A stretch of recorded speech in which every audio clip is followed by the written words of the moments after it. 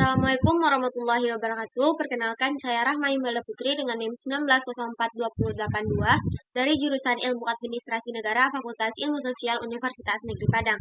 Baiklah, pada kesempatan kali ini saya akan membahas materi mengenai uji two-way ANOVA dengan menggunakan aplikasi SPSS. Yang mana perlu diketahui, konsep dasar uji two-way ANOVA yang pertama, uji two-way ANOVA ini juga disebut dengan uji ANOVA dua arah atau dua faktor, yang mana uji two-way ANOVA bertujuan untuk membandingkan perbedaan rata-rata antara kelompok yang telah dibagi pada dua variabel faktor. Persyaratan penggunaan uji two-way ANOVA yang pertama, sampel berasal dari kelompok yang independen. Yang kedua, variabel faktor adalah data non-metrik. Yang ketiga, variabel dependen adalah data berskala kuantitatif.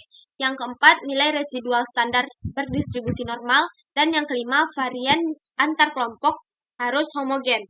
Selanjutnya, yaitu contoh kasus yang digunakan untuk melakukan uji two-way ANOVA, yaitu seorang peneliti ingin mengetahui apakah terdapat perbedaan hasil belajar matematika siswa SMP berdasarkan jenjang pendidikan terakhir orang tua dan jenis kelamin siswa tersebut.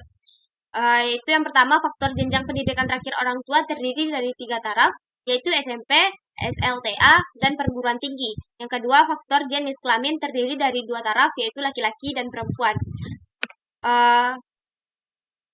Dapat dilihat ini adalah data hasil belajar matematika siswa SMP berdasarkan jenis kelaminnya dengan indikator SMP, SLTA, dan juga perguruan tinggi, yang mana diberi keterangan kode jenjang pendidikannya. Yang laki-laki dan perempuan SMP diberi kode 1, laki-laki dan perempuan jenjang SLTA diberi kode 2, dan laki-laki dan perempuan jenjang pendidikan perguruan tinggi diberi kode 3.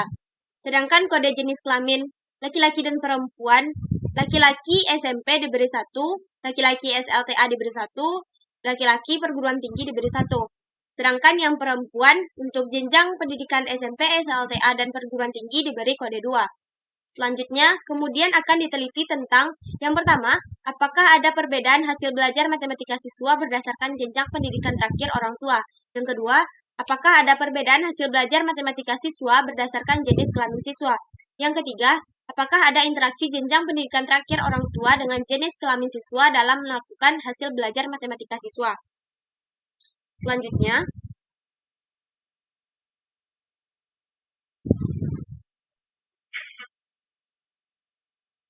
persiapan data sebelum melakukan uji two-way ANOVA. Yang pertama, pengkodean data untuk jenjang pendidikan terakhir orang tua seperti yang telah dijelaskan tadi. Selanjutnya, langkah-langkah uji two-way ANOVA. Yang pertama, melakukan uji normalitas nilai residual standar. Yang kedua, melakukan uji homogenitas dan uji two-way ANOVA. Selanjutnya, dasar pengambilan keputusan uji normalitas. Yang pertama, jika nilai signifikansinya besar dari 0,05, maka nilai residual standar normal. Yang kedua, jika nilai signifikansinya kecil dari 0,05, maka nilai residual standarnya tidak normal. Selanjutnya, kita akan mulai mengolah data di aplikasi SPSS, yang mana pada variabel view, kolom yang pertama diberi keterangan hasil. Kolom kedua yaitu pendidikan. Kolom ketiga kelamin. Selanjutnya, pemberian label sesuai dengan indikator yang sebelumnya. Hasil itu diberi label dengan hasil belajar matematika. Pendidikan diberi label jenjang pendidikan terakhir orang tua.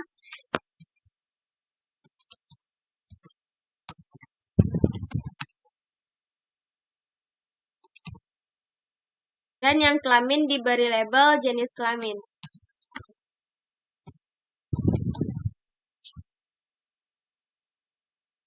Selanjutnya pada kolom value, pada label jenjang pendidikan terakhir orang tua, value-nya yaitu yang pertama dengan label SMP, yang kedua dengan label SLTA, dan yang ketiga dengan label perguruan tinggi. Kemudian klik OK. Selanjutnya pada kolom desimal yaitu 0.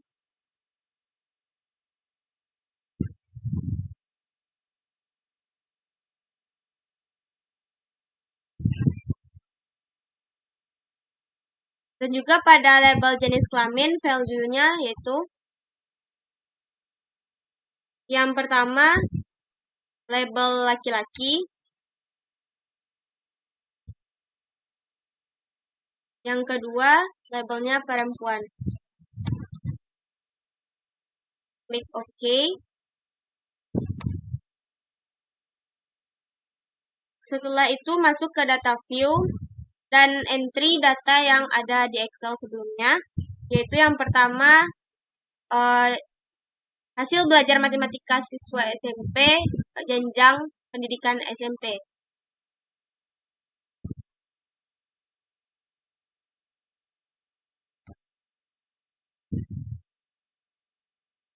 Yang selanjutnya jenjang pendidikan SLTA.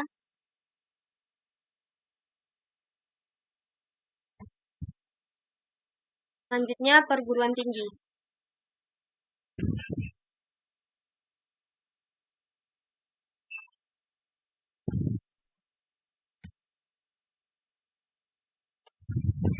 Setelah itu yang pendidikan, pada jenjang pendidikannya yaitu kita copy, pindahkan ke SPSS. Selanjutnya yang SLTA.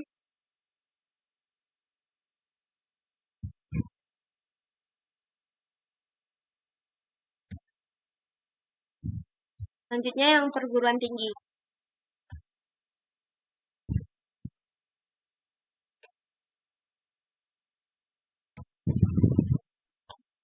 Kemudian jenis kelamin,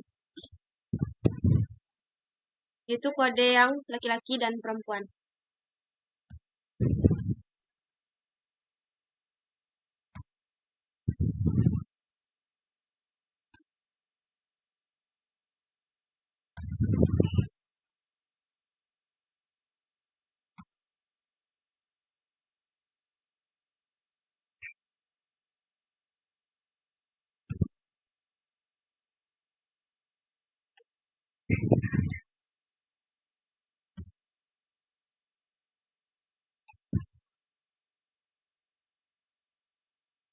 Apabila semua sudah ter-entry, kemudian untuk mengolahnya kita klik Analyze, pilih yang General Linear Model, pilih yang Univariate.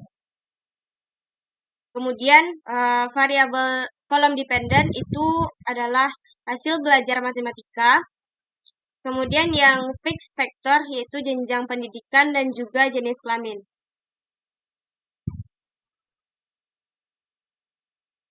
Kemudian save.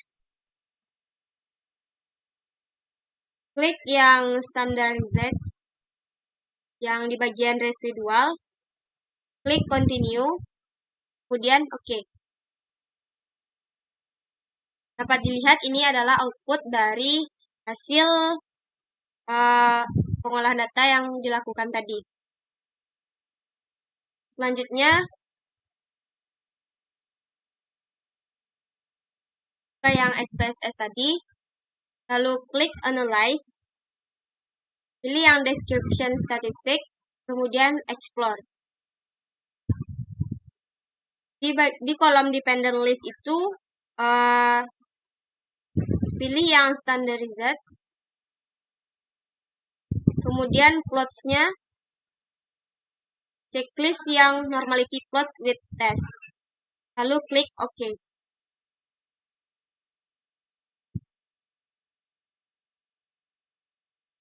Nah, ini adalah hasil pengolahan data yang selanjutnya. Kemudian, untuk melakukan uji homogenitas dan one way, selanjutnya klik yang Analyze, pilih yang Descriptive Statistic, maksudnya General Linear Model, pilih yang Univariate, kemudian klik Save, Hilangkan centang di standardized, kemudian klik yang continue. Selanjutnya pilih yang em means. Pindahkan semua variabel ke kanan.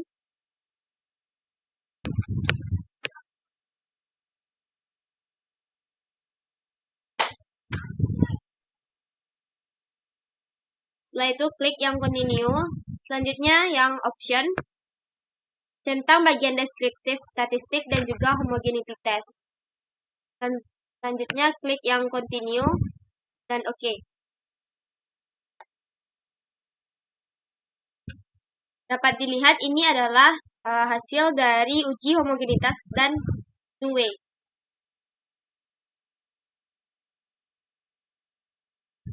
Selanjutnya interpretasi output uji two-way ANOVA, yaitu yang pertama output pertama yaitu between subject factors.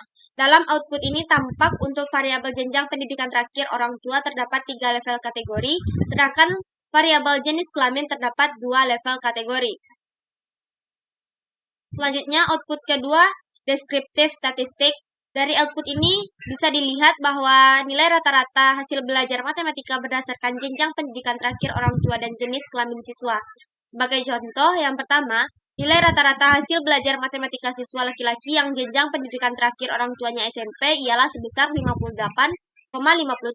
Sedangkan nilai rata-rata hasil belajar matematika siswa perempuan yang jenjang pendidikan terakhir orang tuanya SMP adalah sebesar 61,42. Selanjutnya output ketiga defense test atau uji homogenitas.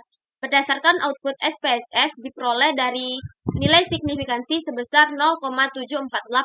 Karena nilai signifikansi 0,748 besar dari 0,05, maka dapat disimpulkan bahwa varian variabel hasil belajar matematika adalah homogen, sehingga asumsi homogenitas dalam uji two-way ANOVA terpenuhi. Selanjutnya, output keempat, test of between subject effects, yaitu output untuk uji hipotesis penelitian ini agar menjawab rumusan masalah. Dasar pengambilan keputusan dalam uji two-way ANOVA yang pertama, jika nilai signifikansinya kecil dari 0,05, maka ada perbedaan hasil belajar matematika siswa berdasarkan variabel faktor. Yang kedua, jika nilai signifikansi besar dari 0,05, maka tidak ada perbedaan hasil belajar matematika siswa berdasarkan variabel faktor. Selanjutnya, pembuatan kesimpulan. Yang pertama, diperoleh nilai signifikansi sebesar 0,000 kecil dari 0,05, sehingga dapat disimpulkan bahwa ada perbedaan hasil belajar matematika siswa berdasarkan jenjang pendidikan terakhir orang tua. Selanjutnya, diperoleh nilai signifikansi sebesar 0,685 besar dari 0,05, sehingga dapat disimpulkan bahwa tidak ada perbedaan hasil belajar matematika siswa berdasarkan jenis kelamin siswa.